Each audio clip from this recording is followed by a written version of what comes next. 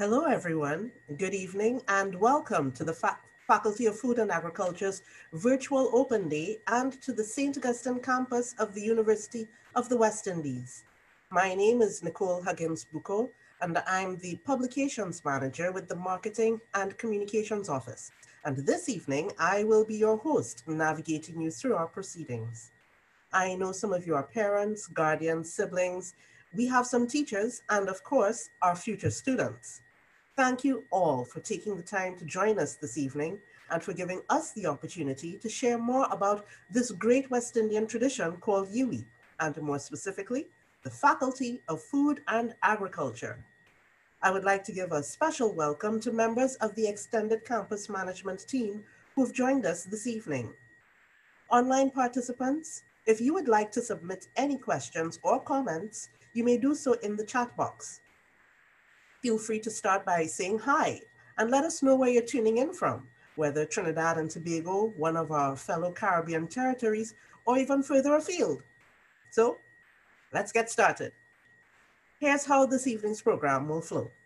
We'll begin with brief remarks by the Dean of the Faculty. Then we'll learn more about the faculty itself, the programs of study that are available on our campus, after which we move into the question and answer section. We have a team on hand representing the various departments in the Faculty of Food and Agriculture, and they are the Department of Geography, the Department of Food Production, and the Department of Agricultural Economics and Extension. So to start us off, I invite Professor Wayne Ganpat, Dean of the Faculty of Food and Agriculture, to welcome you to his faculty. Dean Ganpat.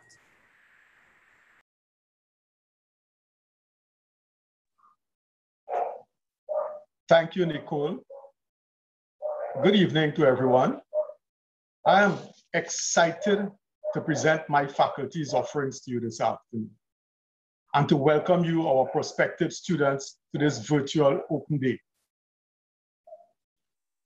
I will start with a brief history lesson. The Faculty of Food and Agriculture, for your information, has a long, rich history in teaching, research, and outreach activities. It has its roots in the old Imperial College of Tropical Agriculture. When this tropical agriculture became the UWI St. Augustine campus in 1960, the first faculty to be formed was the Faculty of Food and Agriculture. It was actually named the Faculty of Agriculture in those days. Our students and staff are therefore part of this fine tradition of research, teaching, and learning. Presently, the faculty has expanded its programs beyond agriculture. In fact, it could be better be named the Faculty of Agriculture, Food and Nutrition, and Environmental Studies. Too long, but of course, it would sort of reflect the wide range of programs that we offer. These programs are designed in such a way to help you build that dream career that you imagine for yourselves and that parents imagine for their children. Agriculture, however, remains our flagship program. I want to tell you that a common misconception is that a degree in the agricultural disciplines can only lead to a limited career in farming. Not so. In the reality, the opportunities for today's agricultural students are limitless. They can end up in research, working in government institutions, becoming their own farmers, developing new products, and really making an exciting career for themselves, and more than ever, employing other people and contributing to food and nutrition security in our country and across the region. Our nutrition and dietetics students, I find employment in all the regional health authorities across the country, in all the institutions, government and private, that deal with food, nutrition, and help people with their diets. Our environmental graduates excel in the fields that they engage in different places, the Environmental Management Authority, and other places like that. You'll also hear about our geography program. And for these, both the environmental and the geography programs, you'll learn about all the exciting field trips that these students undergo and internships that these students undertake. In the agriculture program, students spend some time on the farms engaging themselves in crops and livestock and everything. And our classes are usually indoors, but many times because the way the faculty is arranged, we have lots of open spaces. Classrooms are under the trees. We have full Wi-Fi access. Classrooms can be held under the trees and wherever that students find it more comfortable. And our lecturers are very engaging. I think the lecturers in the faculty can now be considered as a youthful faculty. So I want to encourage you to listen intently to what you would hear this evening, to all the various heads of departments as they explain their various programs. These programs, as I say, are very exciting, and we want to welcome you. We encourage you to sign up immediately for one of these programs. We want to take care of you. We want to welcome you. We want to take care of you. And we want to lead your hand ever so gently and ever so carefully to that career that you dream of for yourself and your parents dream also for you. So with those few words, I pass you over to Ms. Nicole Huggins-Boucaud. And thank you.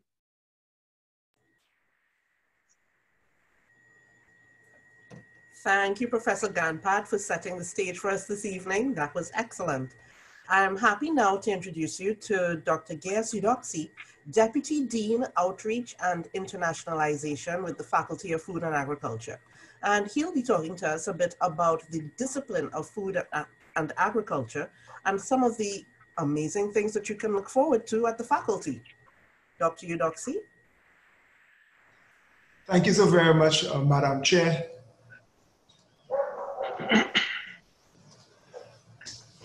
So I am quite honored, and good evening, everyone. I'm quite honored to be here with you all this evening and to share with you all a little bit about our faculty, to build upon what our dean has already said, and also to put perspective with regards to why the Faculty of Food and Agriculture is an outstanding faculty and should be one of those that are first on your considerations for the types of careers that are or will be in demand. So I start off by briefly indicating or going through, again, where our faculty originated and where it is heading.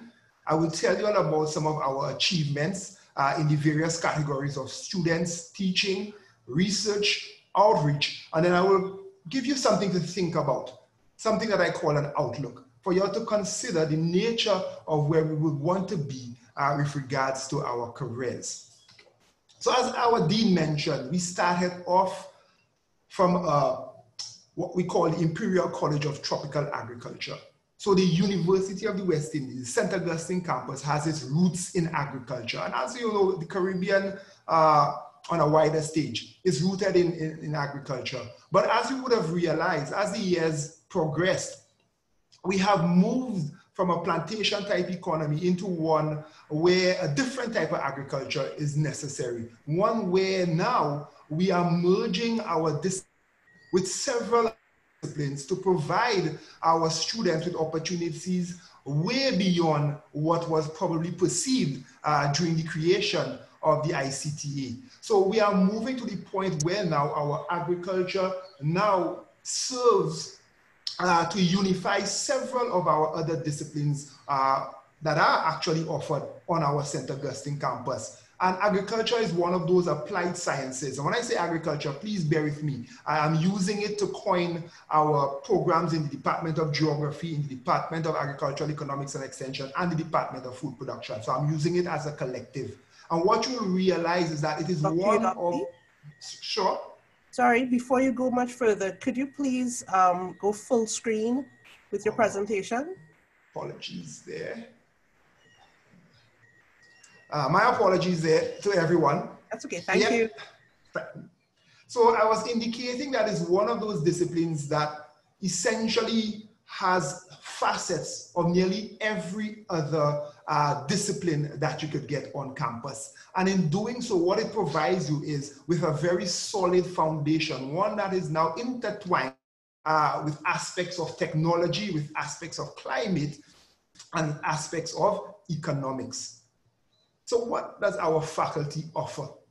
Our faculty houses a significant amount of infrastructure, well suited for your learning. There are disciplinary labs, and I'm sure you'll hear a lot about the disciplines from our department heads. We have greenhouse facilities. We have 2 field stations that are geared towards a very practical approach, something that essentially is very important for an applied science. We have a teaching and support staff that is very dedicated. Hopefully you will get an opportunity, if not this evening, through continued communication with us, to recognize the nature and the support that our teaching and support staff provides. We have a number of other facilities that are there for your utilization, to the point where we are pretty much ready and capable of blended delivery, and I'll talk a little bit about that a little later. I just put in there that we also have some sporting facilities. The sporting facilities are not ours, but if you do get familiar with the St. Augustine campus, you'll recognize that many of those sporting facilities are in and around our very own infrastructure in the faculty. So I guess we just are labeling it ours from that regards. What are some of our key achievements? There you see it in front of you. Yes, our students. Our students leave this faculty, and just look at their faces. These are graduating students, previous graduating students, and you know that these students leave here confident, knowing that when they go out to face the world, that their potential is there for them. At this particular faculty, our goal is to really set you on a career path. Whether or not that career path means after your undergraduate degree, or whether that career path means a further fulfillment of graduate level study, you will get the best out of this particular faculty. So we are very proud of our students. In the area of teaching and learning, the faculty excels, and our dean would have put that forward in that regards.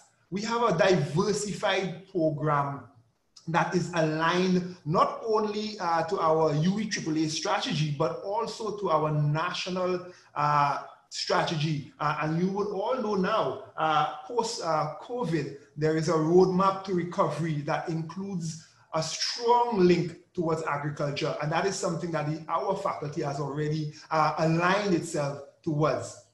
We have engaging academic staff, many of whom received Excellence in Teaching Awards, very dedicated staff. Many of them are at the professorial level now. We have dedicated technical staff. As I was mentioning before, our applied sciences that we deliver within this faculty, mixed theory and practical. You couldn't ask anything more with regards to an enriching environment. Students have options now with regards to blended delivery. As I said, I'll mention a little bit more about some of the activities we're doing in that regards. Our faculty is very learner-centered. I think we have a very high rating among our students with regards to the appreciation for that approach. And our faculty is also very key in terms of Caribbean leadership in agricultural education, as we are not only the host, but we also the secretariat for our CACHE, which is a Caribbean Agricultural Higher Research Education Consortium. So where are we with regards to our research? If you look at the backdrop there, you will recognize that within our faculty, we also house the Cocoa Research Center. And the Cocoa Research Center serves as a facilitator of one of the world's most important gene banks for cocoa. And we all know what cocoa provides. Lovely chocolate. And you're seeing in the background, there's 70% dark chocolate. And that has moved to the point where we're not only thinking about production, but also value addition. We have continued to engage in a number of different areas there where we have identified products and services that are at the point where it is now marketable. We have biopesticides from indigenous microbes. We have seed conservation. We are doing a lot of work on soil quality. Our colleagues in the Department of Agricultural Economics and Extension has worked tremendously hard on addressing issues of NCDs and other types of issues like that, particularly in our younger population. We have done significant amounts of work in both agricultural economics and extension. And noting the extension, we have just only recently seen 2 PhDs graduate from that particular program. And we are moving towards even more diversification with regards to bringing on aspects of disaster risk and climate resilience. So our faculty, I tell you with no stutter in my voice, is one where research excellence is our forte. We are also very, very big on outreach because we appreciate the fact that we have to align with our stakeholders out there. When I say stakeholders, yes, our students, but also the parents of those students, our other community stakeholders, our business stakeholders, and our other educational stakeholders. So we are consistently working towards increasing our outlook and our reach to those stakeholders. We have now, over about 2 years of discussion, have agreed with a blended delivery of our certificate courses, which are now going to be offered in a pilot stage in Belize as well as in Antigua. We have continued to work on community outreach. We do a significant amount of outreach with regards to local, regional, and international projects. A lot of them in the faculty, and the essence is that once students come in, they get that type of exposure as well. We have recently had, over the last 3 years, 2 international conferences, essentially to highlight very key areas that we think are important for our region with regards to its sustainable development. We launched a research digest recently. We continue to support professional education through a number of short courses to make sure we engage with our persons who are interested in our discipline. We host just over the last 3 months of lockdown, 2 very successful webinars, COVID-19 webinars with regards to agriculture. So we are much engaged with our population, and we would like to keep it that way. And I have to mention that our flagship outreach, Tech Agri Expo. A pity we didn't get it this particular year, all due to COVID-19, but what a wonderful engagement it has been over the last 3 years. And we're hoping that when you join this faculty, that you will also get to experience this wonderful show. So I end by asking, or by presenting to you, some very stark statistics. I know that I said statistics, that is something that you will get a little bit of in all our programs in the faculty, but I end by showing you the statistics with regards to population growth and the estimated growth of the world population to almost 10 billion by year 2050. And what is the significance of that? If you look, just think about it and look at the questions that I have posed. How long can we live without air? They say on average, about 6 minutes. How long can we live without water? On average, 6 days. How long can we live without food? They say on average, 6 weeks. What does that mean to the Faculty of Food and Agriculture? What does that mean to a burgeoning world population? It means that these are the key elements that we have to take into account as we go forward. We must have persons who are trained in food and agriculture. And if we don't have that, then we will find ourselves in a tremendous problem as we try to deal with that burgeoning population. I tell you all, our FFA faculty and an education from that faculty will prepare you for that future. I thank you so very much. Madam Chair, back to you. Thank you very much, Dr. Eudoxie. And I am sure that presentation has given you, our participants, a much better understanding about the broad and very modern focus of this vibrant faculty. And I'm sure you're feeling now that you've made the right step in the right direction by joining us here today. If you've been wondering about the different departments under the Faculty of Agriculture and which program would be best for you, next, we'll hear from the representatives of the different departments, and they will tell you a bit more about the programs that they offer, how you can qualify to study with them, and which programs can take you in terms of a future career. First, we have Dr. Kegan Farrick from the Department of Geography, and a reminder to Dr. Farrick to make sure your presentation is set to full screen. Dr. Farrick. Hi, good evening, everybody. Thanks again for having me.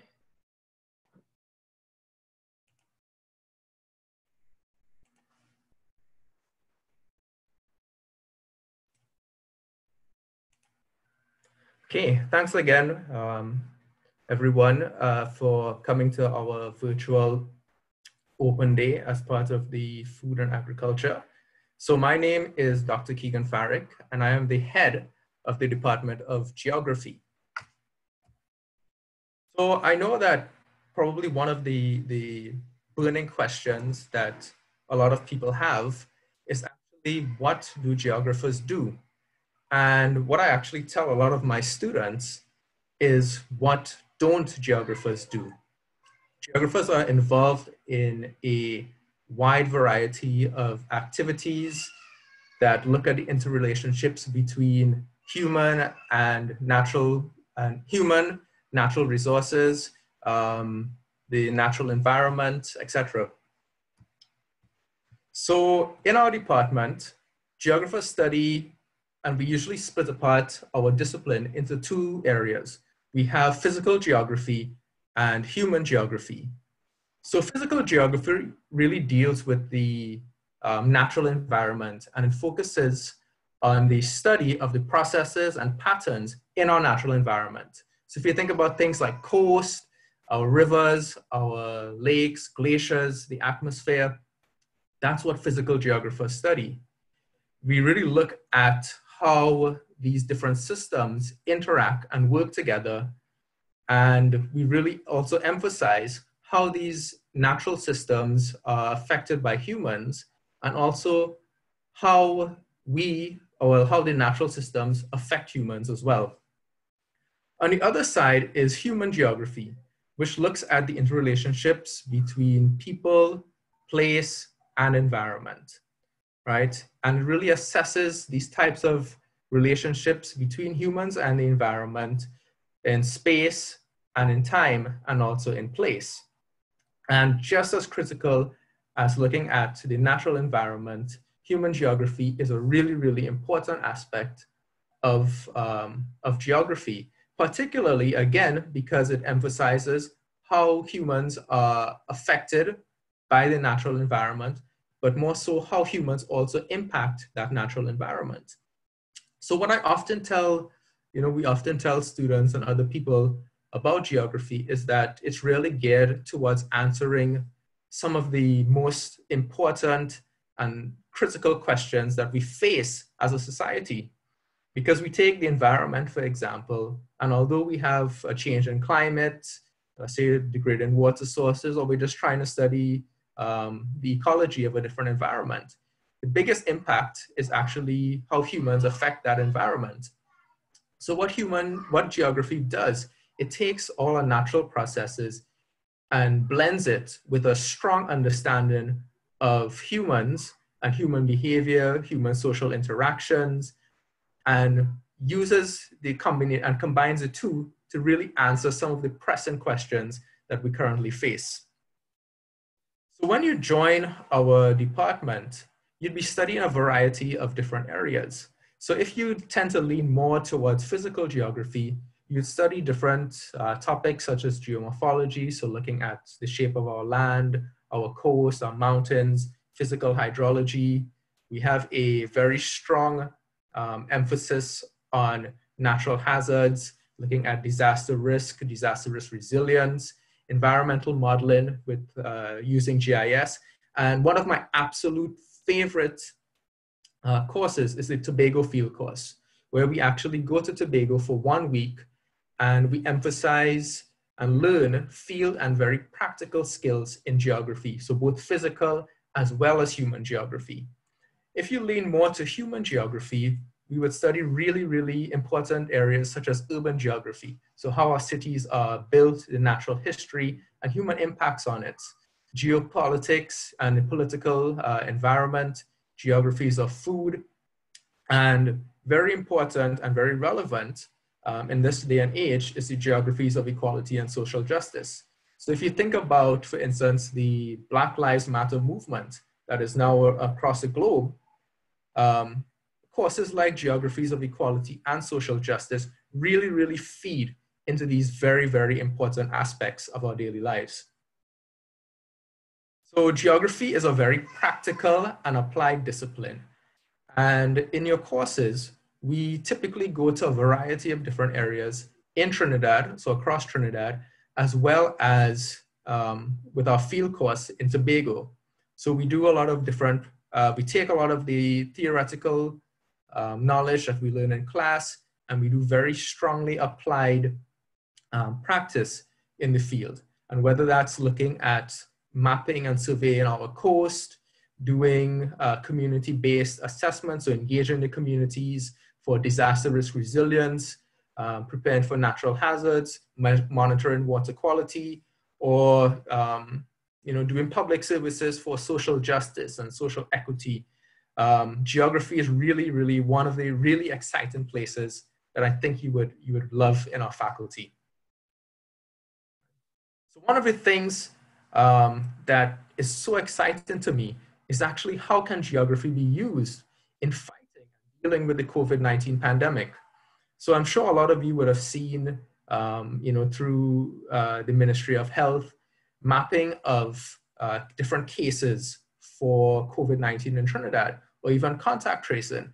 Well, geography plays a very, very critical role in that, where we look at mapping the distribution of disease, looking at the spread against disease. So in geography, we can utilize the tools and the GIS tools, the remote sensing tools, to really facilitate a more accurate understanding of COVID-19, and then coming up with plans and management strategies to actually deal with this pandemic. And it's also really important, for instance, in trying to model and predict how could a potential second wave impact a variety of different things, potentially in Trinidad, throughout the Caribbean, and we see the importance of geography throughout the world in dealing with this COVID-19 pandemic. Even in our classes, so both our teaching and our research, we've taken a really strong applied approach using geography to really, again, deal with and address current issues. So I'm going to talk more about COVID-19. So for instance, Dr. Saintville, in the Geographies of the Caribbean course, tasked students with using COVID-19 data and mapping resources to actually recommend recommend travel corridors and different types of COVID-19 bubbles within the region. So it's very, very applied and very practical.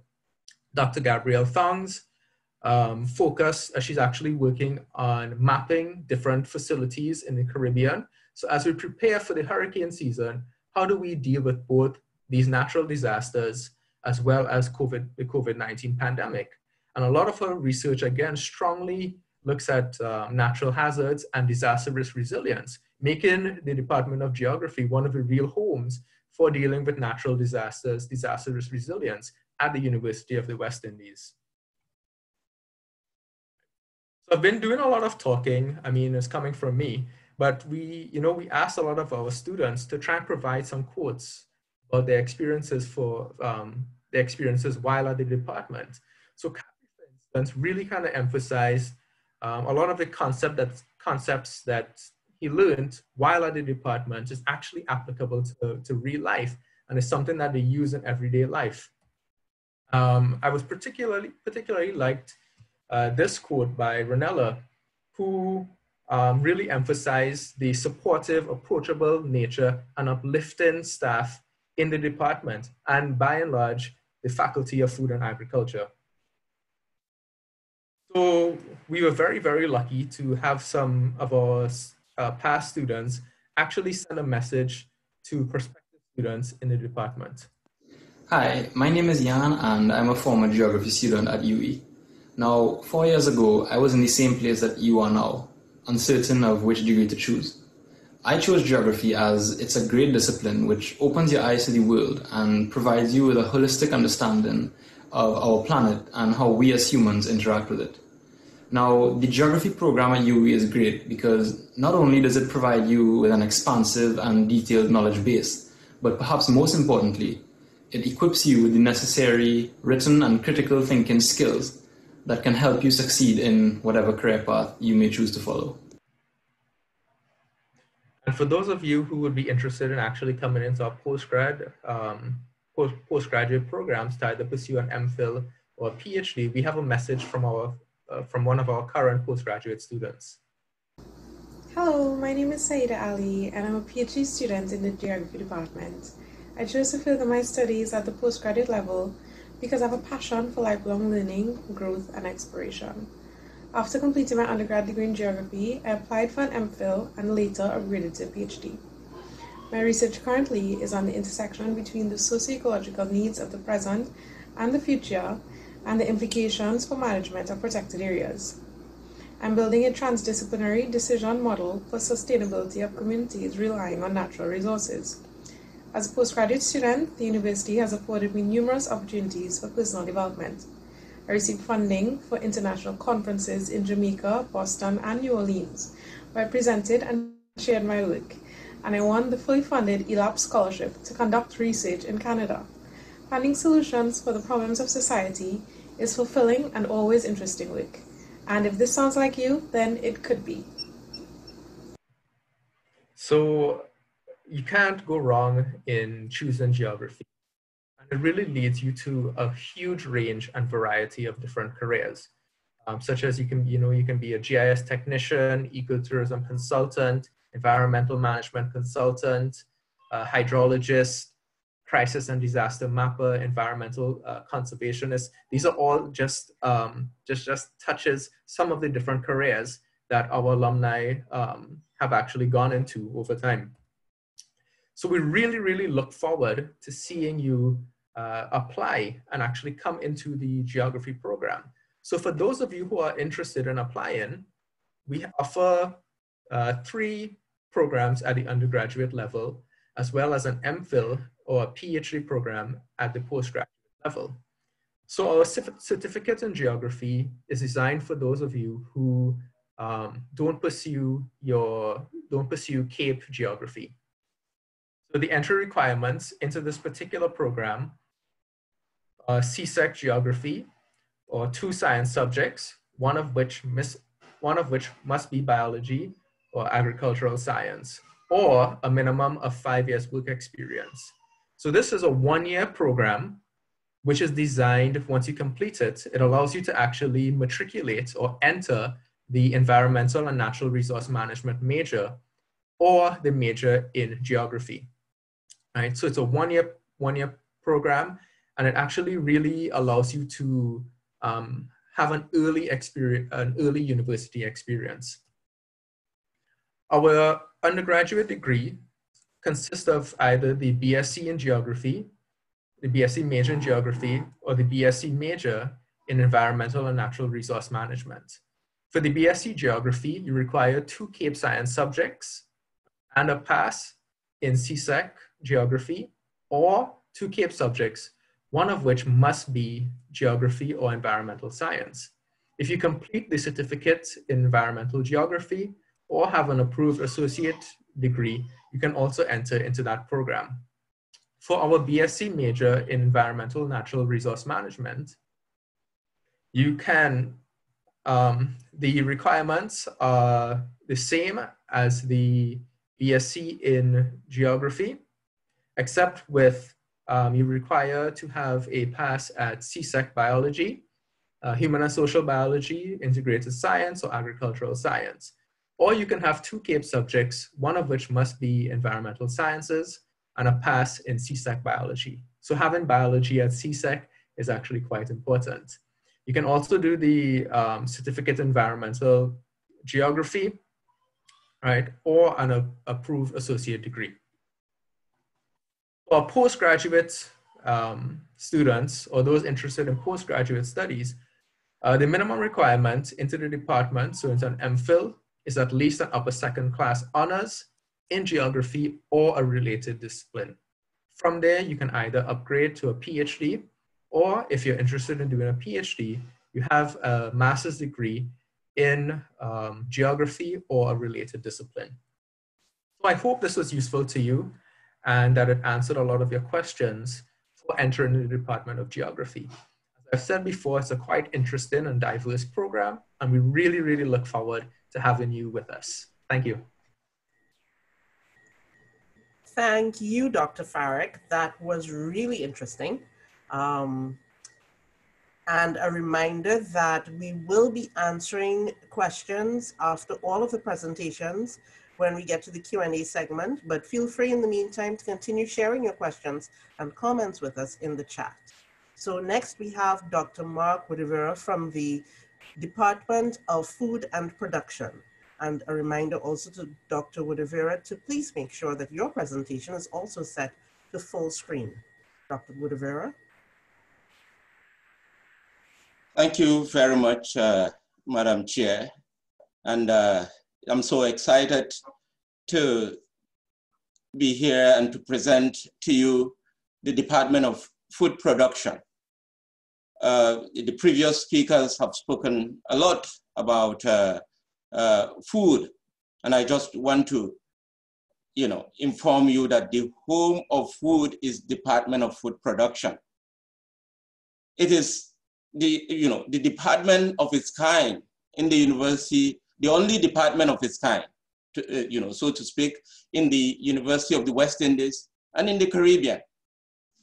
And so I just want to take you through so that you appreciate how important this department is. And of course, COVID-19 would have opened our eyes to, the importance of producing food.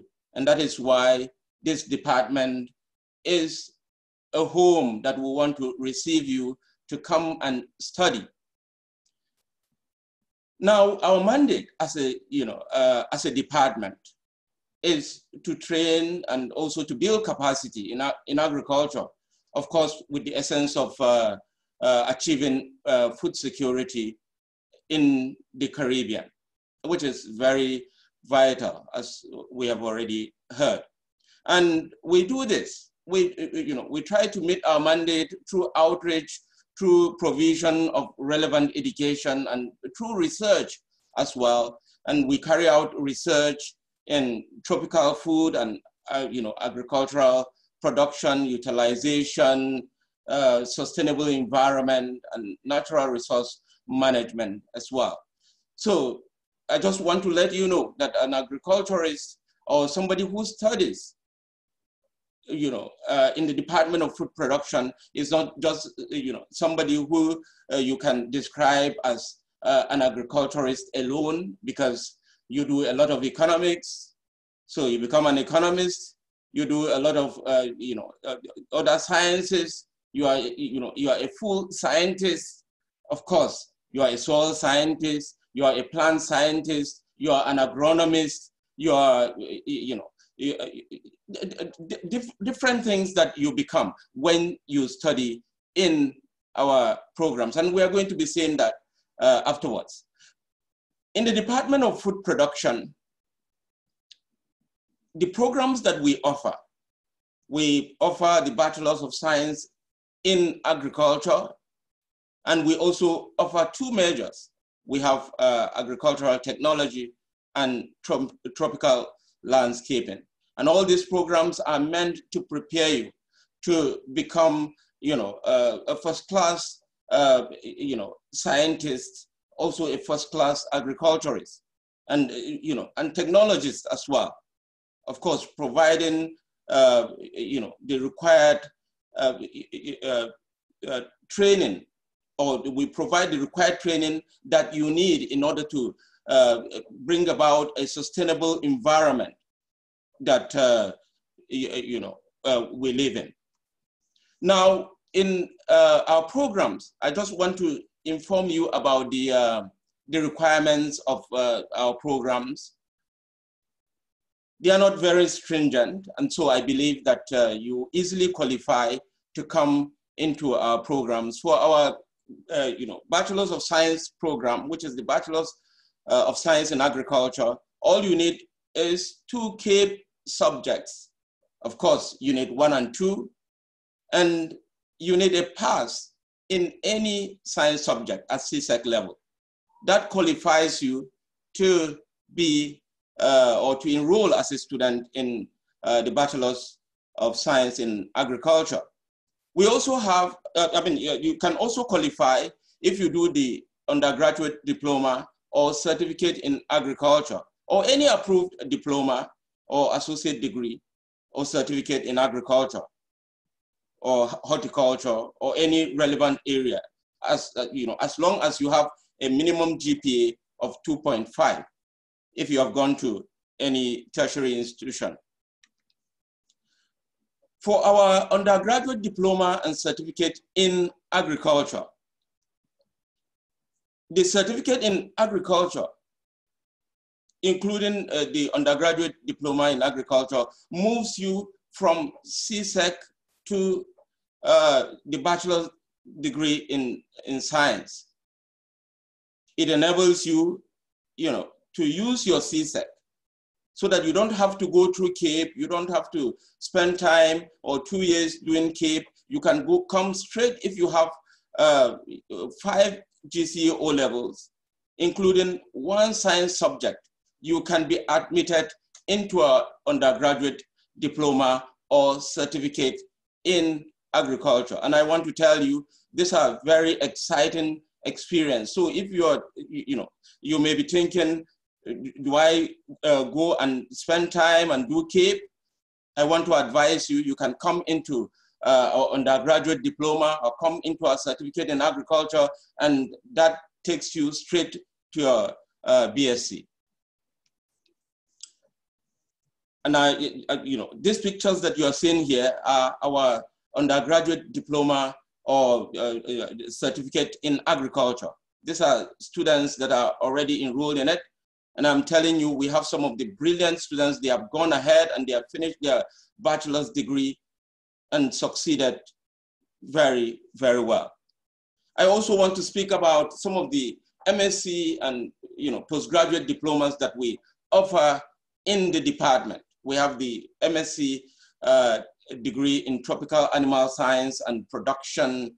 We also have MSc in value addition for food and nutrition security. And these are very, very exciting programs. So as you come into a bachelor's degree, that prepares you for some of these exciting MSc programs. Or if you're even thinking after you've finished a degree from somewhere, you can, or from other programs, you can apply to this MScs. We also have the postgraduate diploma, an MSc in agri-food safety and quality assurance, and postgraduate diploma and MSc in tropical crop protection. These are some of the MScs that we provide. And the requirements for these MScs, normally, if you have at least a lower class honors, a second lower class honors in your bachelor's degree, you should qualify for our MSc programs. So it could be in agriculture or any related field. We also do research degrees. And as you can see, it's real science going into, plant science or animal science or soil science, all those sciences you can do your research degree in. And we have crop science, horticulture, tropical crop protection, livestock science, food quality and safety, soil science, earth and environmental science. You can do your MPhil, you can do your PhD in these programs. Now, the requirements for our MPhil and PhDs, you must have a bachelor's degree, of course, normally with upper second class. But even if you have a lower second class, and we see your enthusiasm in doing this program, and we can justify that you're able to do it, you could be admitted. So you can approach us even if you have a second class lower degree. Right? You can also come into MPhil or PhD degree with an MSc as well. Now, I just want to speak about our research focus in the department. Of course, we have a number of areas that we focus our research in. Remember, like I said, our goals is for food and nutrition security and agricultural diversification.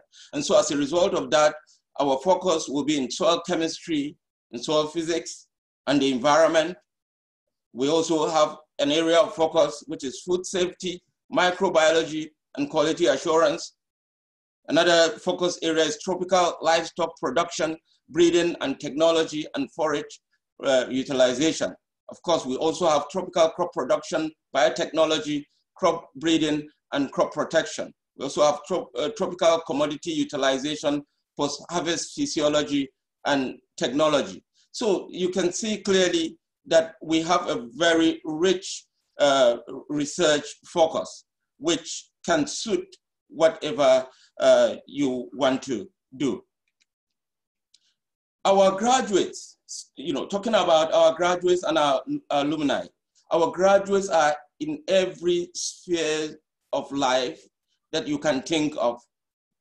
They have gone ahead. Our graduates are, have become prime ministers. They have become notable scientists, notable technocrats all over Caribbean, and not just only in the Caribbean, and all over the world.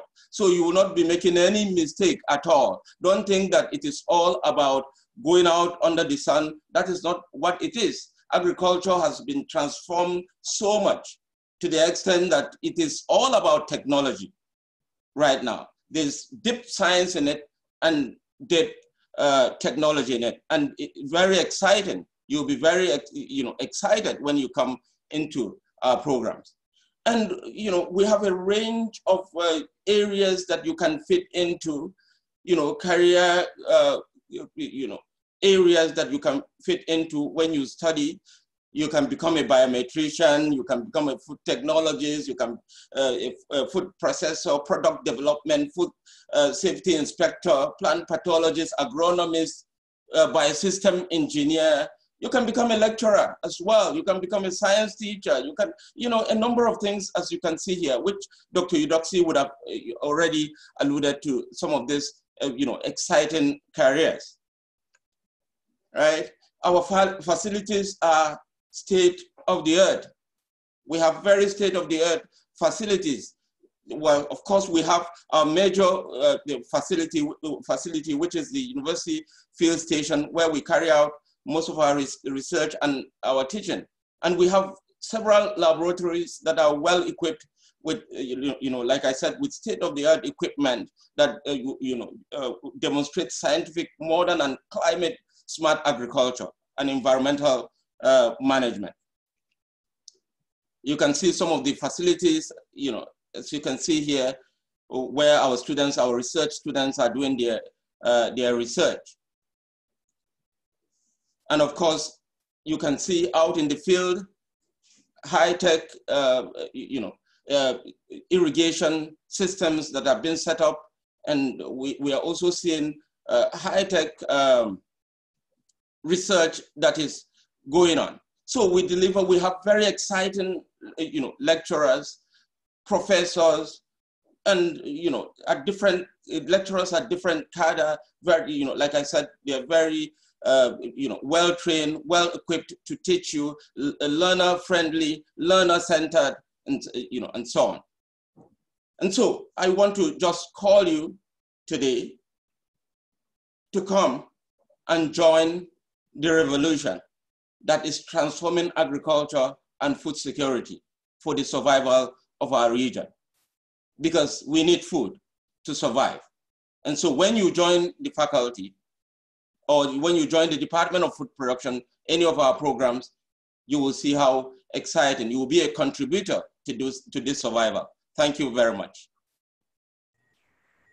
Thank you so much, Dr. Wuddivira. You certainly outlined a number of entry options for those just graduating from secondary school, as well as a range of interests covered by this department alone.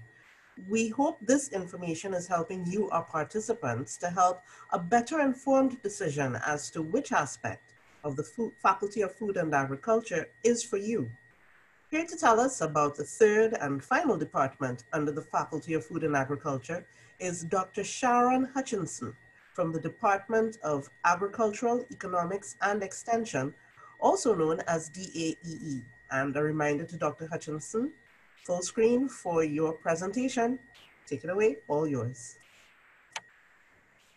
Hello, everyone. Welcome to our virtual open day. I really am happy to share with you programs and careers from the Department of Agricultural Economics and Extension. I'm Sharon Hutchinson, the head of the department, and I want to get straight into talking about our undergraduate programs.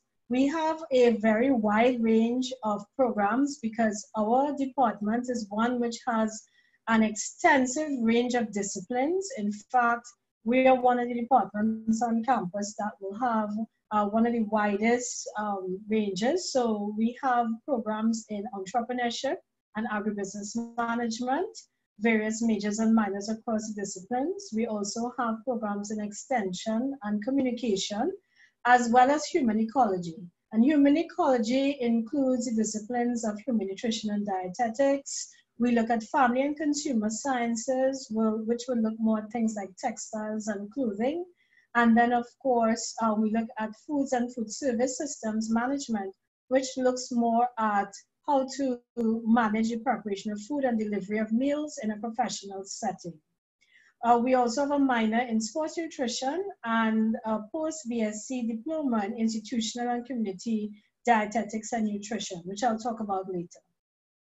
So first area that I would like to highlight is that of entrepreneurship and agribusiness. This area is looking at how persons can make money through not just growing food, crops and livestock, but also in taking those products and processing it to different levels, distributing it, and selling it at a wholesale or retail level and getting it all the way to the consumer in a way that the consumer needs. This, of course, requires a lot of marketing because you have to convince people to buy your product, but all of it is rooted in trying to ensure that we have sustainable profitability for all the persons involved. There are many agribusinesses that are right around us all over Trinidad and Tobago and in the region, in many different areas, and in some form or fashion, they are involved in production of food or in the production of agricultural products or inputs that support our food production.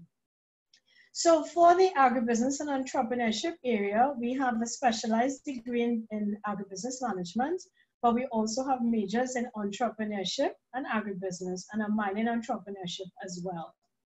And you only need any two CAPE subjects, units 1 and 2. We know this year we'll be accepting grades 1 to 4 in either units 1 or 2, pending your registration in the other unit. Or if you have a certificate in agriculture or human ecology or environmental geography or an undergraduate diploma in agriculture, this could also allow you to get in to do the entrepreneurship or agribusiness programs or any other approved associate degree with a minimum 2.5 GPA. There are many, many career opportunities, and that's one of the things we want to highlight a lot here. Many people always think about, so you want to be a manager at a business and an agribusiness. It's not just that. We really want people to start their own businesses. So we take a lot of the principles and we engage with persons who produce food, the geographers and other people to find ways to create new businesses. So we're trying to help you to start your own business. At the same time, we encourage a lot of our graduates to become consultants. Many of them are working for regional and international organizations as program managers, as economists. They could be environmental economists or agricultural economists. Many of the loans officers are also graduates of our program. They may be sales representatives for various agricultural input suppliers. They could be involved in academia, or they could be involved in marketing advisors from places such as PriceSmart, all our supermarkets. All of these places are agribusinesses. And then there are newer areas that our graduates have gone into. So for example, Karen Bascom is now an agri-journalist, and he uses social media to encourage people about the benefits of agriculture and how you can make money with agriculture. We also have Alpha Sinon, Agriman, who's used cartoons and comics to reach out our youthful audience, small children, teenagers, and showing them the positive ways in which you can make money with agriculture. And this has taken him all across the world. Many of our graduates also as I mentioned, are in policy making. And so, for example, the Trinidad and Tobago representative for the Food and Agriculture Organization, Ruben Robertson, who is from St. Vincent and the Grenadines, is one of our past graduates. More recently, Jerry Kelly from the Bahamas, she came through this program as well, and she's now an agricultural officer at the Food and Agriculture Organization in Rome. And we have many more persons like that. For the extension and communication area, we have a major in agriculture extension, or minor in communication and extension. And extension is really teaches you about how to communicate and provide information and advice to farmers and other persons along the agribusiness chain. So it focuses a lot on communication skills, methods to disseminate information, use of social media, use of technology. So this aspect uses a whole lot of different tools to engage people and provide information. Again, any 2 CAPE subjects, grades 1 to 4, will be needed, but a preference of people who have done communication studies or involved in environmental science, food and nutrition, geography, or agricultural studies. You can also use an associate degree or any other related expertise. And again, the career possibilities are quite broad. Many of our graduates are now youth counselors or consultants. They have also become communication specialists in their own right. Some of them have gone into journalism, whether the print media or television. And these persons have developed their communication skills to the extent that they're able to fit in a number of areas. Recently, we had several graduates at even at the PhD level who have graduated from this program. The human ecology discipline is one which looks at the interaction between people and their environments, and it encompasses, as I said before, the areas of human nutrition and dietetics, family and consumer sciences, which looks more at relationship with people and their money, their homes, clothing and textiles, and so on. And in this program, we have an entry-level certificate in human ecology, which can be done before the BSc.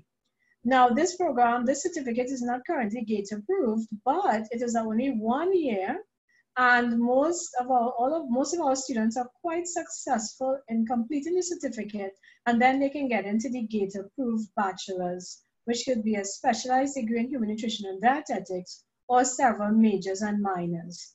And then once you finish the bachelor's in human nutrition and dietetics, you have the option of going on to do the diploma in institutional and community dietetics and nutrition, which will allow you to become a licensed registered dietitian.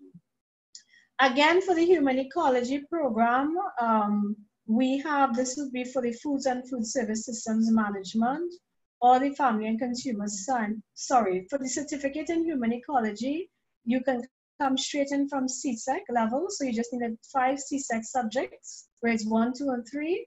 But you must have at least one of these science subjects: chemistry, biology, human and social biology, etc., which is quite broad.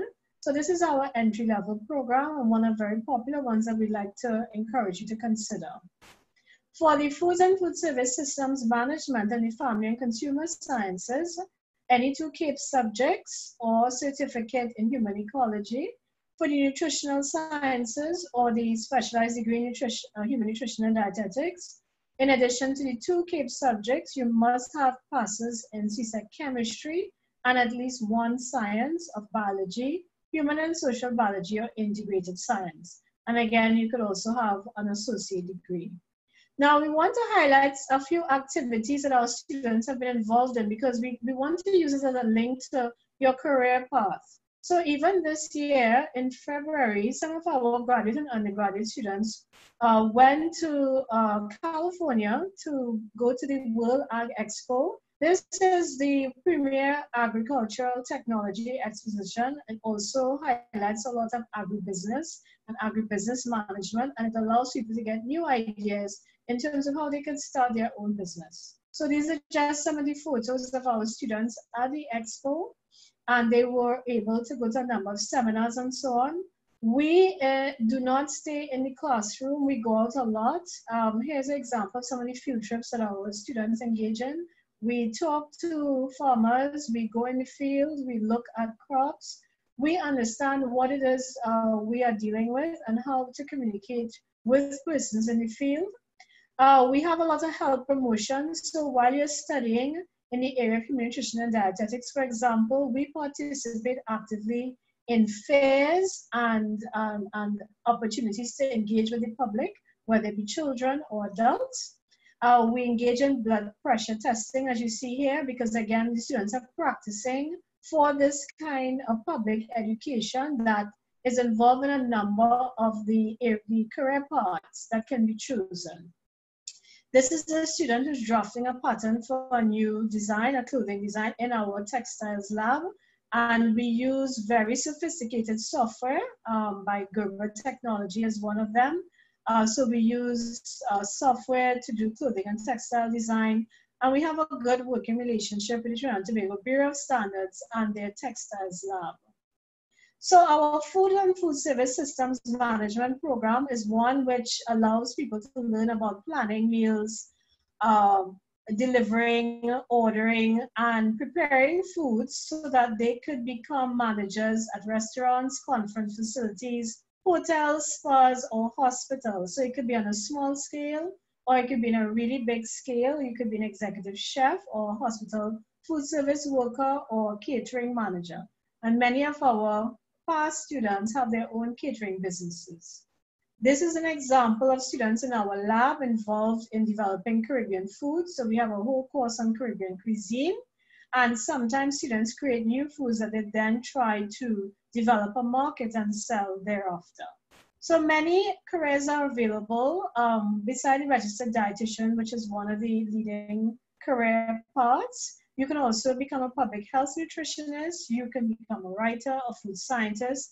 Some of our past students have even gone into medicine, where they use this degree as a stepping stone to go to do medicine later on.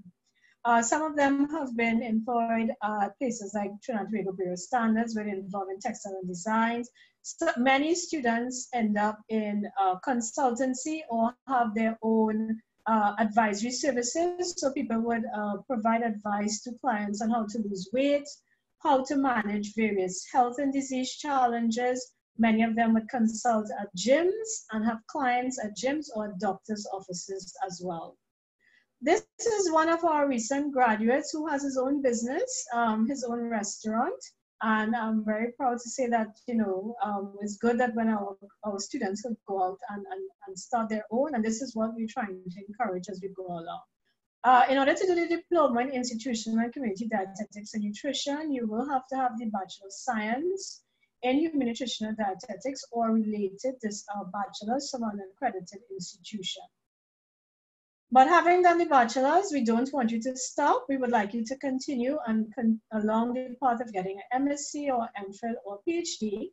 And every year we have several students enrolled in our various graduate programs, such as agricultural economics, agricultural extension, human ecology, marketing and agribusiness. And these are available also at MPhils and PhD level.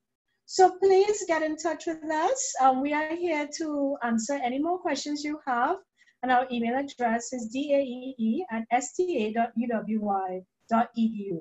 It's been a pleasure talking to you. Thank you.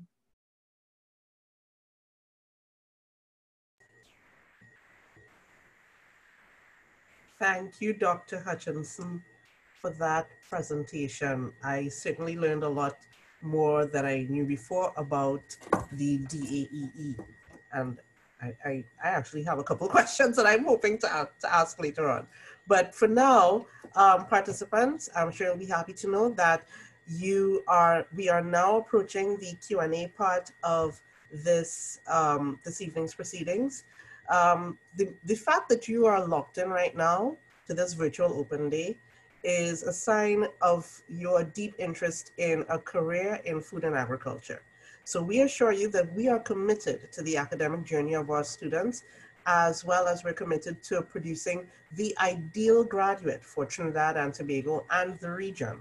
So as we get into the Q&As, we're going to start off with some of the more general questions that have come to us over the course of the series of doing the series of open days.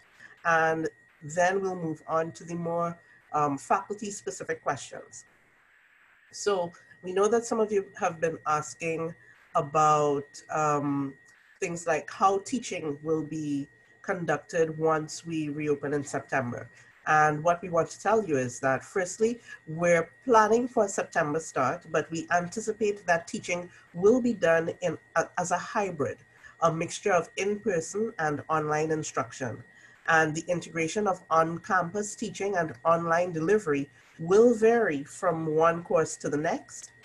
Some will be entirely online.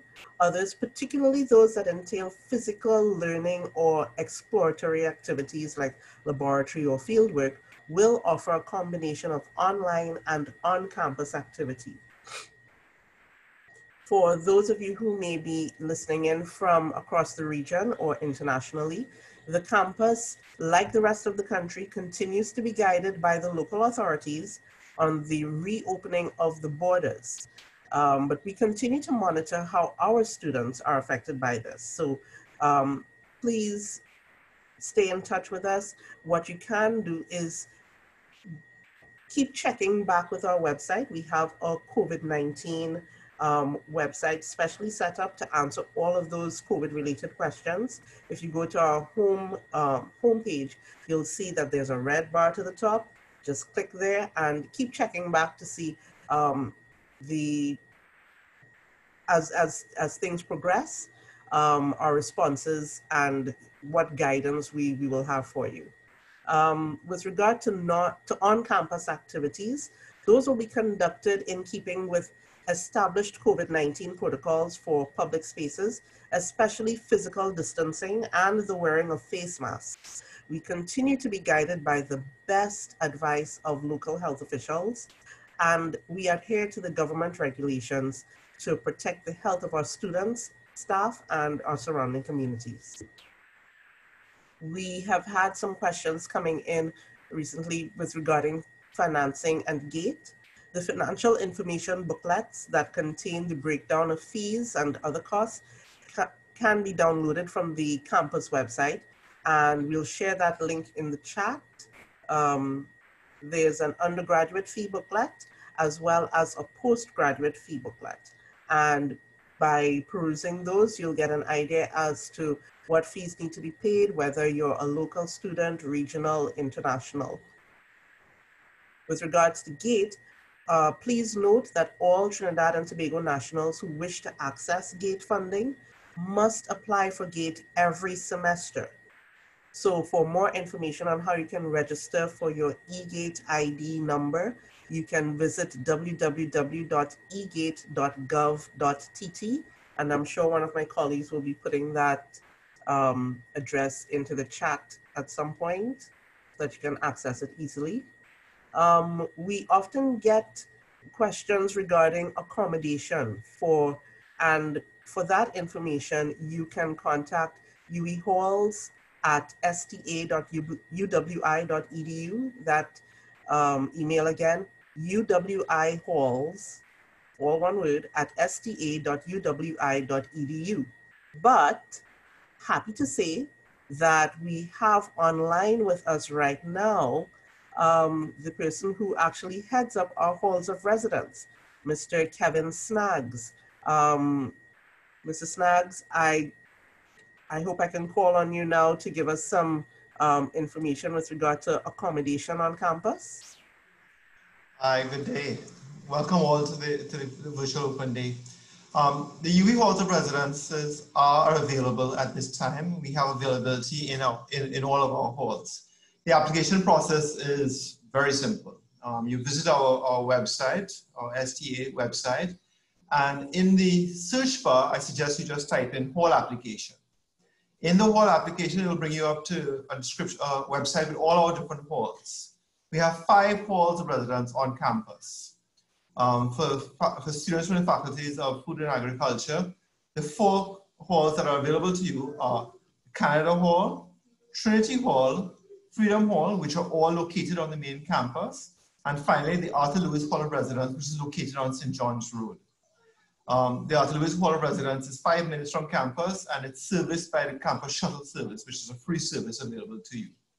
To apply, you simply click on the application link and fill out the information. At the end of the information, you'll be given, at the end of the application, you'll be given information on how to submit a picture, how to submit a certificate of character, and how to pay the whole application fee. Once you receive your UW acceptance to the Faculty of Food and Agriculture, we then confirm the room availability to you and most likely the room that you are seeking. Our rates are quite affordable. Whole life is I think great benefits of whole life is the fact that you are on campus, it's a safe environment, you are among the community of your peers, you can partake in all the different activities that are available on Hall. And in general, students who live on Hall tend to be more engaged in the campus and are available to be more engaged and therefore tend to be more in a position to graduate from the university. We look forward to seeing your application. Once again, we invite you to visit us on the campus website. Thank you. Thank you, Mr. Snaggs. And he's right, hall life is fun. It is.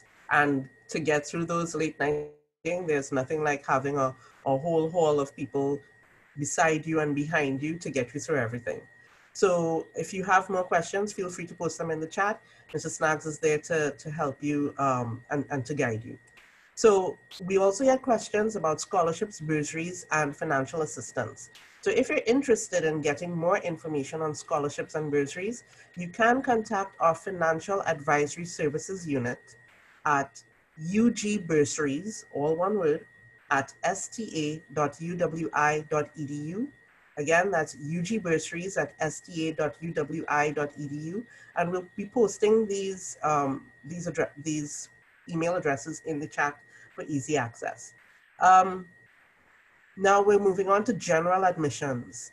We get queries on the undergraduate admissions process, and we have some emails that we can leave with you in the chat, but we also have Mr. Nigel Bradshaw with us from the admissions office. Mr. Bradshaw is responsible for our campus tours and a lot of our outreach to our schools. He's been answering your questions, I'm sure, in the chat. And I just wanted to invite him to just say a few words of introduction. And I also have a couple questions that I want to pose to him one time before we get into the faculty questions. Nigel? Hi, Nicole. You're going to ask me questions first, or you want me to go into the presentation immediately? You can start, and then we'll go into the questions. Okay, no problems. So, good evening, everyone. Thank you very much for joining us tonight and the presentations from the Faculty of Food and Agriculture. I am a proud graduate myself from the Faculty of Food and Agriculture, General Agriculture, way back in 1991. Right? And it was really one of the most eye-opening periods of my life in terms of being able to understand the various dynamics associated with being able to manage food production and everything else associated with the culture of food, etc., etc. Made many very good friends all across the Caribbean and across the world in just 3.5 years of study in general agriculture. So I'm hoping that that would be your experience when you become a student in the faculty as well. Right, so let's get into how do you become a student of the Faculty of Food and Agriculture, the oldest faculty on the campus. There is a process that involves you having to start to do a formal application. Now let's go through the application process. The application process is 9 steps. It used to be 10 steps until May 29th, but now it is 9 steps. I'll outline them now for you. The entire process now, the entire thing is online. Previously, it was partly online and then coming face-to-face with us on campus. But now I saw a question in the chat asking about when to come to drop off documents. I'll get to that in a little while. So step 1, go to our UWI website and into the admissions pages. Easily accessed through the blue menu box that is present on the page. You just click on admissions and go into undergraduate admissions. You'll be able to start an undergraduate application. It's step 2, set up your account. Now, everyone, we want you not to treat this like if it is a spy movie or something. You don't have to create a very significant password or user ID. Once it's created, you want it to be easy and simple to remember. Otherwise, if you don't remember it, you might be locked out. Just remember that when setting up step 2. Step 3, application type. Of course, undergraduate or postgraduate. Now, we want to be very careful about choosing full-time or part-time. Many students want to choose part-time because in these days, lots of persons want to be able to do simultaneously study and work, okay? Many of the programs do exist at full-time, and there are fewer number of programs existing at part-time. So please remember that if you're going to choose the programs, you might want to get in contact with me or check the website of the faculty itself to see what is listed as part-time and what is listed as both part-time and full-time, and what is listed as full-time only. Okay, and that exists also too for the postgraduate applications. Step 4, information details. Everything, all your demographics, name, surname, email address, formal address, sponsors if you have any family names, that type of stuff, persons that you refer to, basic academic education starting at secondary school, and then now this is where we have to break it up. Persons applying for certificate programs would enter only their secondary school information. Those who have completed secondary school and also to some type of post-secondary education, if it's CAPE or a diploma or a certificate or an associate degree, there you also too have to enter that information. But for certificate programs, students applying for things like certificate in tropical geography, certificate in human ecology, etc., you will enter only the subjects that you possibly may be writing or that you did write previously at CSEC level. Step 5, you have up to 4 programs you can select for consideration when applying to the University of West Indies. These can be programs across any faculty. Any faculty, once you qualify for them, you can apply for these programs. You can also choose certificate programs or diploma programs or bachelor's programs. The choice is yours. We allow you up to 4, and believe it or not, you might be accepted into more than one program. You might receive an offer for more than one program when applying to the University of West Indies. It's up to you which single program you will register for when you are offered more than one program. Okay, step 6, complete the online application by hitting the submit button. Now, steps 1, 2, 3, 4, 5 allow you to go back and forth in the application process. Step 6 means that you have completed the information and you've entered it as finite. If you want to make any changes to your application, you can do so after step 6, but you must make contact with us at Student Affairs Admissions to be able to do that. It requires getting in contact with me via my email, which my marketing colleagues, I'm sure, would enter into the chat area. I look forward to receiving all emails from all undergraduate applicants or persons with challenges with the application process. Step 7. You are prompted by a dialog box that shall open after step 6 is completed to do many things. It shows you how to be able to log into your application portal. It shows you multiple things, but most importantly at that stage, you want to download, print, complete your confirmation receipt. That document is one of a minimum of 3 documents which you must submit for your application. I'll get into that a little more, right? So remember, you have to do your confirmation receipt. Step 8, remember I said that we only have nine steps now? Step 8 is now overlooked. No, since May 29th, 2020, we decided because of possible financial constraints associated with circumstances of COVID-19, persons may have been out of work or been challenged in multiple different ways. We decided for the remainder of the application period for 2020-2021 program enrollment, we would waive application processing fees. So step 8 no longer is required by persons seeking to apply now to the university. Right. Step 9 has been amended to a certain extent. You see, scan and email your signed confirmation receipt and all of the required supporting documents. These are the email addresses that you must send them to. You can send them to either one of the two for undergraduate applicants. For postgraduate applicants, you must submit only to the postgraduate email that exists there. Now, the documents, there are a minimum of 3 documents, which a minimum of 2 actually, which you must submit to us. You must submit birth certificate, which must be a certified copy of the original. A certified copy of the original, meaning that it's either notarized by a notary public or a commissioner of affidavits or the principal or vice principal of the last institution you attended. You must also too submit your confirmation receipt. Previously, we'd have had a minimum of 3, which would have been the application processing fee receipt, but then again, not paying application processing fee, no application processing fee receipt to be sent in. Okay? So a minimum of 2 documents. If it is, you have completed CSEC, and you need to verify that information to us by sending in your CSEC certificate. You need to get a certified copy of that certificate, which once scanned, it must demonstrate on the front page, we must see who has authorized the copy of your original.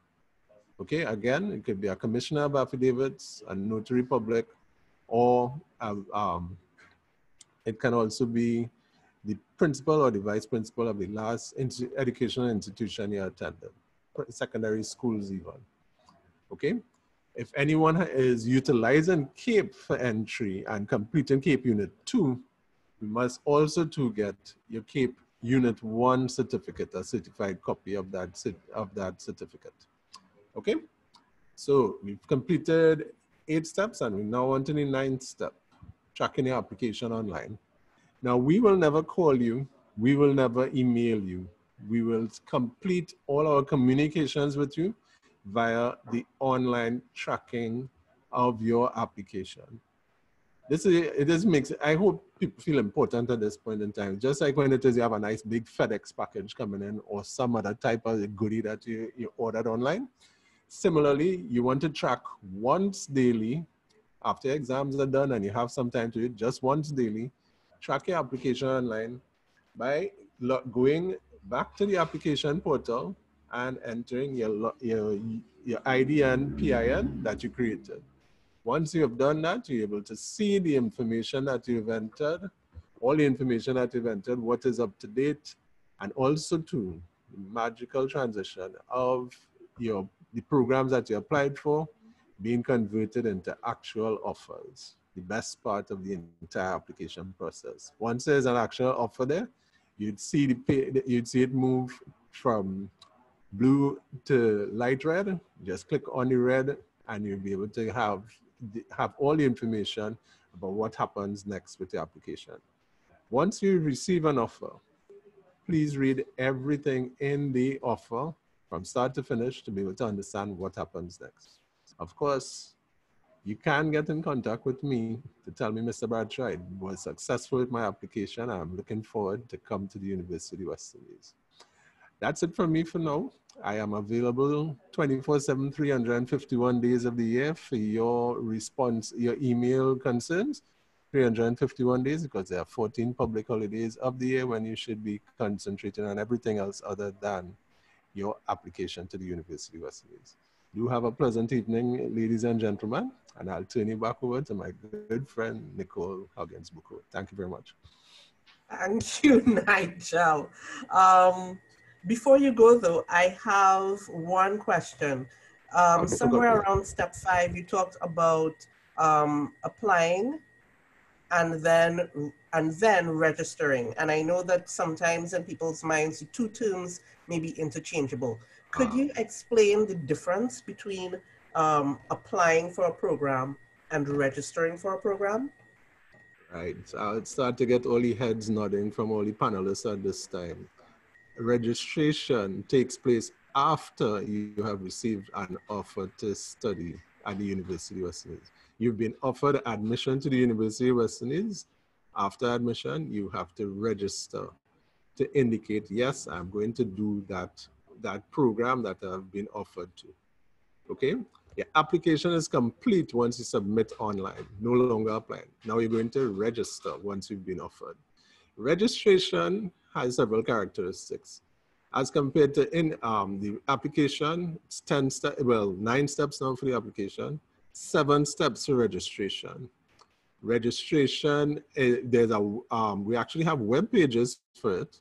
And these web pages are updated by Student Affairs Admissions and also too by the School of Graduate Studies and Research to ensure that everyone has the instructions to complete the registration process. It's part of our UWI website.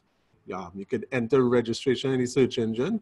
You'll only be allowed to register when the registration process begins. And certain, possibly if Professor Ramnarayan, our Deputy Campus Principal, is still here, he might be able to give an indication of when we may start the registration process. I would like to guess that it should be sometime in September for the students who will be newly enrolled, especially at the undergraduate level. But definitely it's a 7-step process. It would include for Trinidad and Tobago applicants, well, successful applicants, the entire registration for gate process and everything associated then. At the end of the registration process, you're a student of the University of West Indies with your lovely ID that you must wear everywhere when you're on campus to be able to be recognized as one of the family of 17,000 persons on our campus. Thanks for asking that, Nicole. It's very important. Thank you, Nigel. And don't go, one more. Someone's asking if I have forgotten my ID during the application process. Does that mean that I need to reapply? Oh, very, very good question. Now, once you made one application on our application portal, you should leave it as one application. We can assist you with whatever needs to be changed on that application. There's no reason for anyone to ever make a second application. So if you want to add new information or change information, like you want to change your telephone number, you change your email address, you want to even change the programs you've applied for in order, or probably add new ones and take out old ones. All of this can be arranged. In fact, I'd really like if you can send me an email so that I would be able to forward it directly to admissions on your behalf, or to be able to direct you on how to be able to send your request to admissions. We can allow all of that right up until August 7th, 2020 this year. 7th of August is the final date to make any changes to your application. And if it's a case where I've forgotten my ID password? Okay, on the landing page of the application portal, there is a link that allows you to be able to reset your ID or password. Well, it's a ID and password combination for you to once again access the information that is so important for you in your application portal. You just look for it. It's supposed to be a little bit down on your left on the landing page. You see, forgot your password, click here to reset. Okay? Thank you, Nigel. You're very welcome, Nicole. All right, so we're moving on now to the faculty-specific questions and program-specific questions. I think we have a couple of questions regarding GATE, and I don't know if perhaps Dean Ganpat can answer these. One person would like to know, can you do a double major in agriculture and economics? And if so, would GATE cover it? And there's one other GATE question, GATE funding for certificates. Person would like to know, is GATE funding available for any of the certificate programs? So thank you very much, Nicole, for those questions.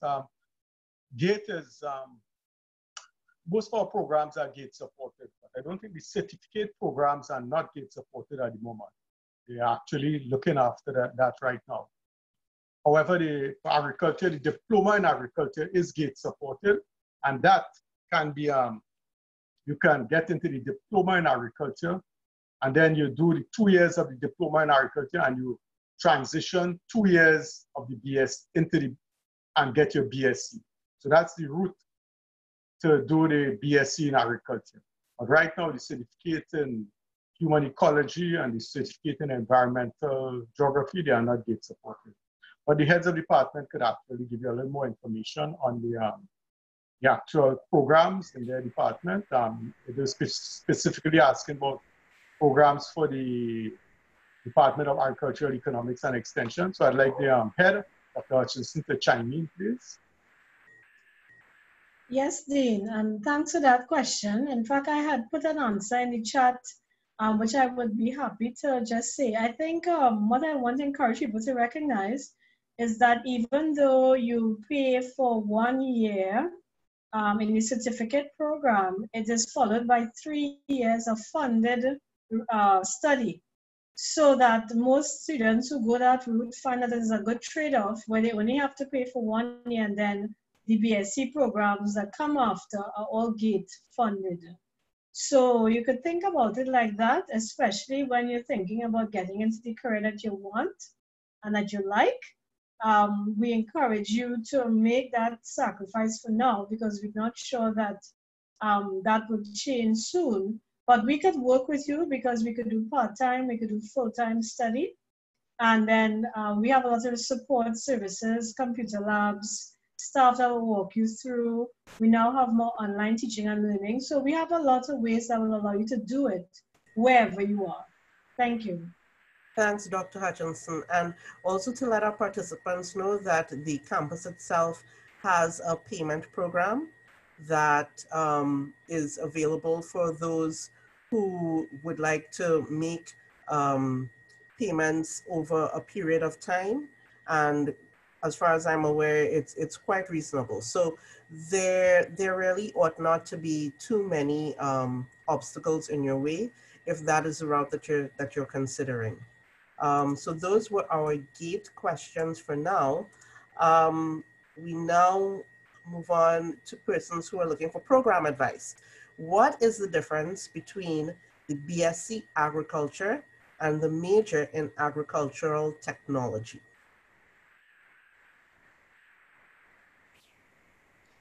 Well, I guess I would direct that question to the head of Department of Food Production, Dr.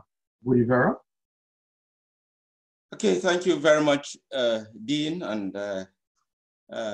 the chair, for that question. The difference between BSc Agriculture and the major in Agricultural Technology. The BSc Agriculture is a full degree program, which means that you have courses that are already prescribed that you will take in order to complete that particular degree. In the case of the major is, the major gives you half the credits that you require to complete a full degree, which means you can take agri-technology, because somebody would have asked the question whether it is possible to do a major and another major somewhere. For example, of course, the person asks about economics. You can do a major in agricultural technology and a major, if there's a major in economics, you can do both of them so that you will be able to amass enough credits to graduate. So the difference is essentially in the number of credits. And of course, from the name agricultural technology, it simply means that that particular major is technologically driven. But of course, the BSc Agriculture too is technologically driven. With it's just that you will not be able to do the full suite of courses as you would do in a full BSc Agriculture program. Thank you.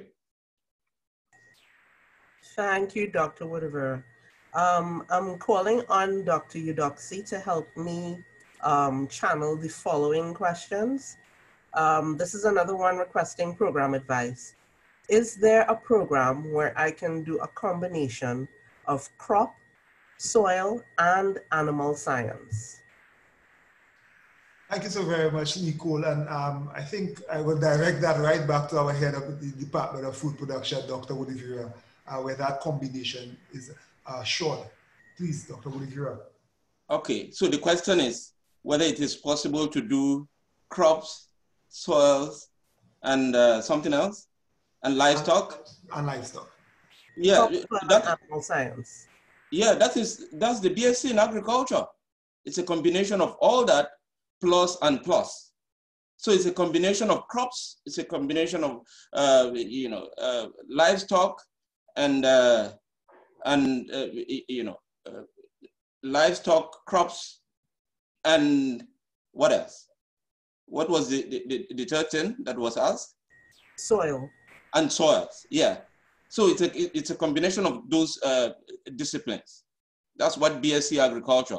So BSc agriculture is your destination if you want to do crops, you want to do soils, you want to do livestock. Thank you. Yeah. Dr. Eudoxie, you can help me channel this other question as well.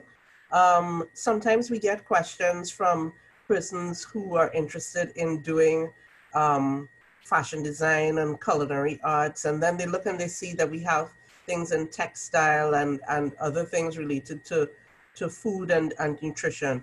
Can you give us, can anyone give us an idea as to the differences between what we offer under textile design and I believe it's human ecology, food, I'm probably getting it wrong because I don't have it in front of me, and how those programs might satisfy the interests of someone who is interested in something like fashion or culinary arts?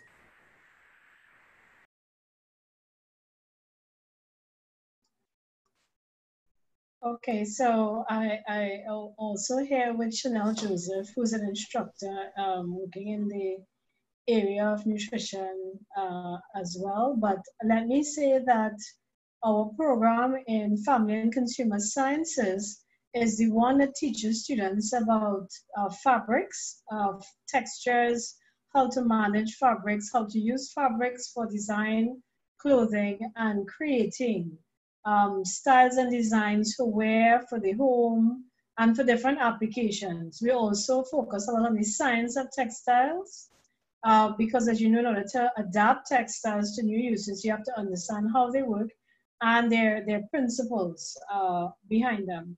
So that we engaged in a lot of lab work in the computer lab, as well as in our textiles lab, where we actually do shaping of different styles. We have models that we use. We have sewing machines, so we do sewing. We do actual creation of fashion. And so coming after that, then persons to get into their own business, because at the same time they could do courses in management, they can do courses in entrepreneurship. So there's that mix and match of the disciplines that allows them to not just focus on the textiles alone, but also to focus on the management and the business side of it. Many of our students also go on to teach home economics as well, and other areas of teaching that use these skills. And so we realize that students end up in many, many different places. So I hope that helps you, but you're really focusing there on a major in family and consumer sciences if you're interested, want to do more about textiles. Okay, thank you, Dr. Hutchinson. We have another question, Dr. Eudoxie. This one is about timetabling. So this person has been speaking with some of your past students, and they note that in the past that there have been clashes of courses that can occur while doing double majors. For instance, in the Department of Geography and the Department of Food Production. Are measures being put in place or observation taken in classes where it affects a student's attendance since you have to attend a certain percentage of classes. So I guess it's really a question of when you're choosing, if you're choosing to do a double major, how do you deal with clashes, with timetable clashes? Thanks so very much, Nicole, on that question. I'll probably go right ahead and provide a response. And if the dean then chooses, he could probably add to that response. So timetabling is done at the university level. And there are some rules and guidelines with regards to how courses are scheduled in our timetable. And one of the key criteria is that there shall be, or there should not be, any program clashes, nor should there be any level clashes. When I say level, within our 3-year typical programs, we have year 1, year 2, and year 3, or level 1 to 3. And generally, all courses within a program, within a level, should not be clashing. And because of the fact that we know that students are allowed to do majors within different departments, that comes as a second tier with regards to the criteria. So they will look at the popular combination of double majors, and the timetabling unit will try to minimize the amount of clashes that you get at the various levels. But you do have issues sometimes as students progress, and dependent, especially in levels 2 and 3, where students have options, sometimes you do have some issues. And what we have to tell our students is that there's an important need for academic advising in that process to ensure that you minimize as much as possible the types of clashes that can occur, because a lot of the time it comes from just bad decision making with regards to choices at levels 2 and 3. So students have to recognize that we are here to help, and we are willing to guide them through that process to minimize any kind of clashes. But as you will know, not all the clashes can be solved. And as such, there are some other guidelines that students can follow. So I will yield to the dean if he wishes to make some further comments on that matter.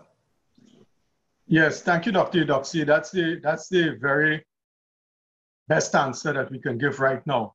I want to say that it's academic advising that will help you. University, there are always clashes, like with everything else. Hundreds of courses, thousands of students, there will be clashes. However, I want to say that I am just so happy once and for all to say that I do not see clashes being a big problem next year and going forward. Precisely because of this COVID-19 and our move to online programs and online teaching. If we do something that is online, it could be easily recorded.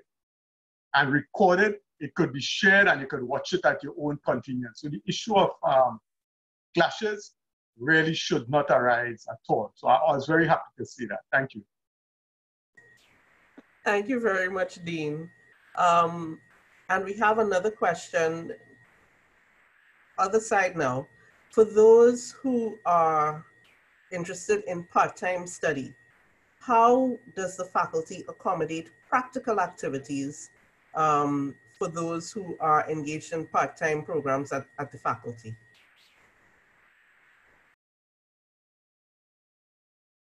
Thanks for that question. And again, probably I will just attempt to provide some amount of response to that question, and then probably leave it open with our departmental heads and the dean to further clarify.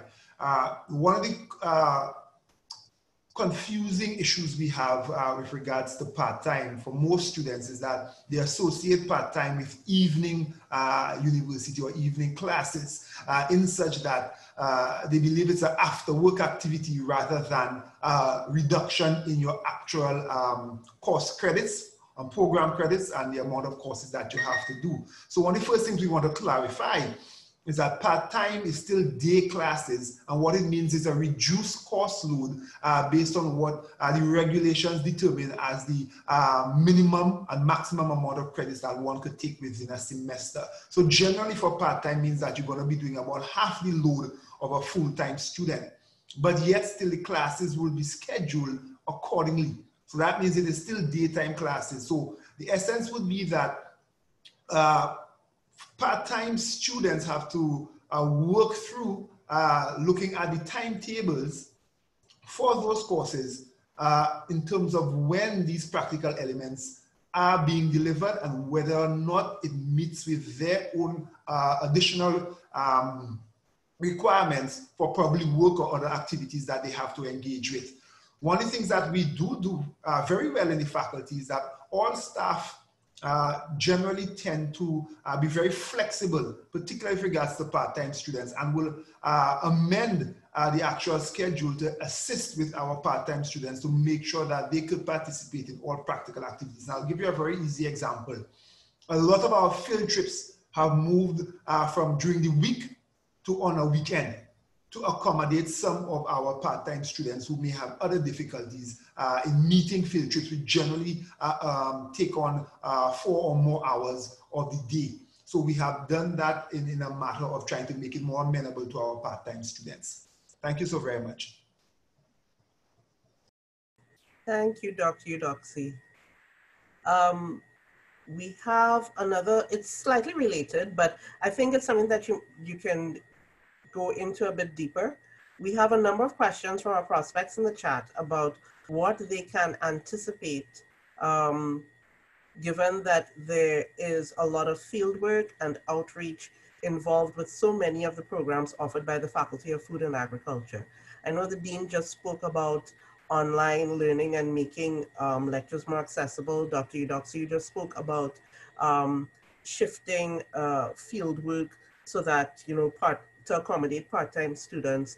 But in the near term, what might students expect when pursuing a program within the Faculty of Food and Agriculture?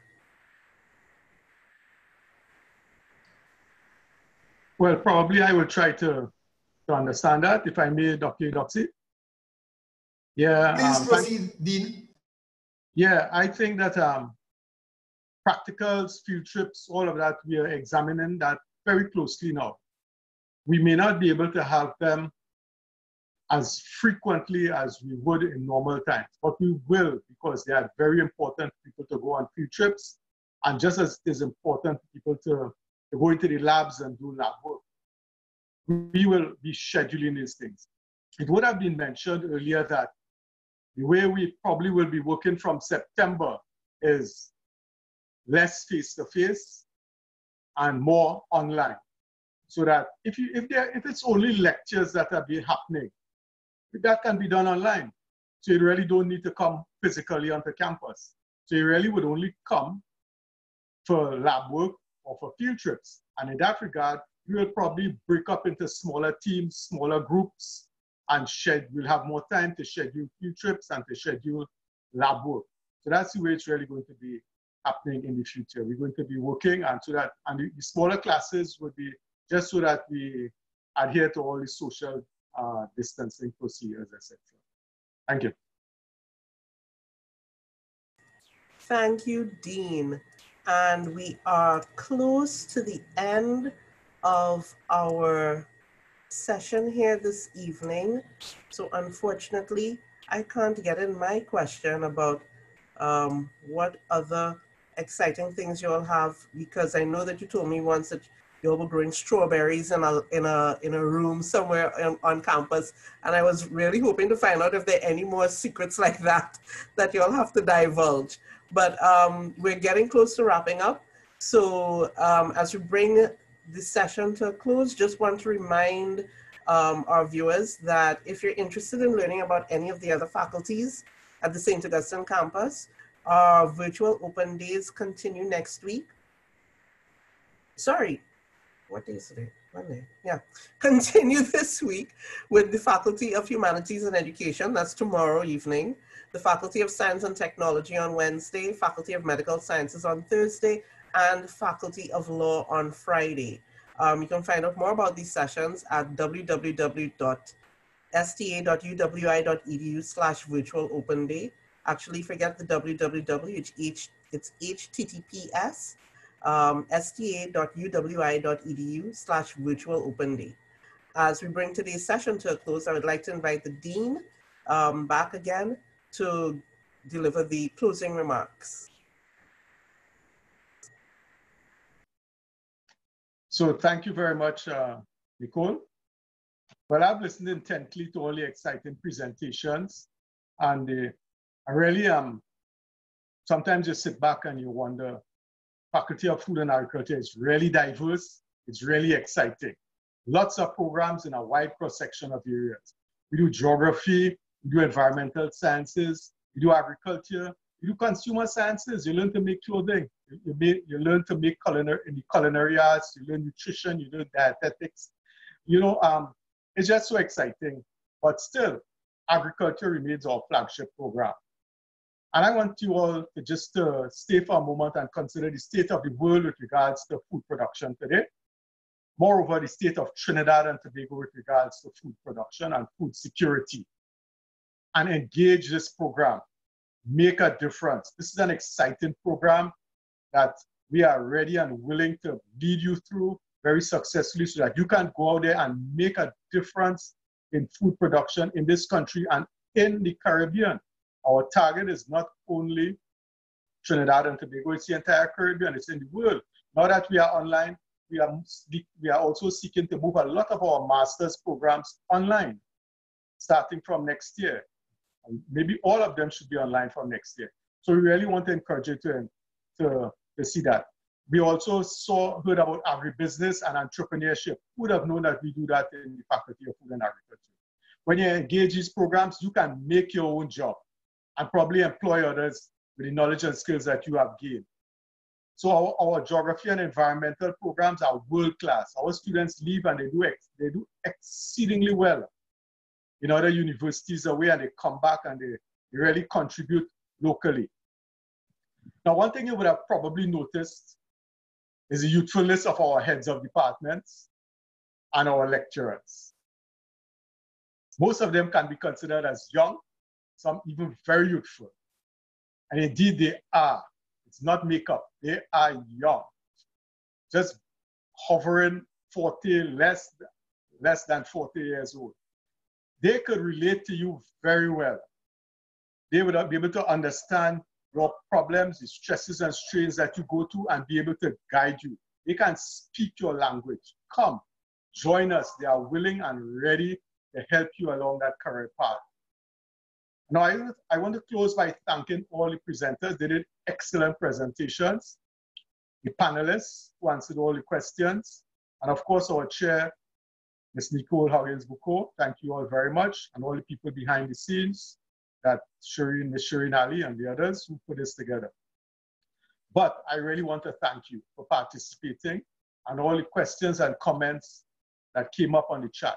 I know that there will be several more comments and questions. Please keep sending them to us. You have been given several email addresses. Send them. The undertaking I will give you is that we will respond to all of them in a timely manner. The registration process, it has been very much simplified, and Mr. Nigel has explained that thoroughly. Even my state, I would be able to navigate that very easily.